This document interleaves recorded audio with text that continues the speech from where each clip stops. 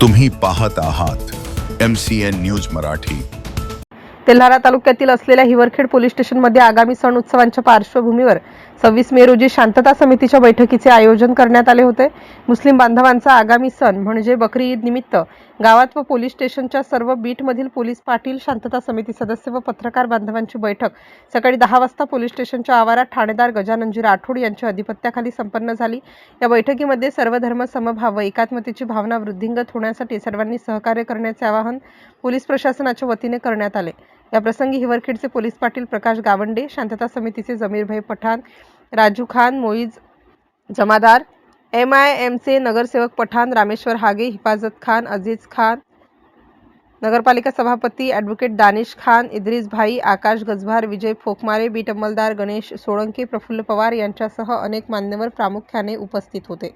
MCN news Marathi करिता बाळासाहेब नेरकर, हिवरखेड।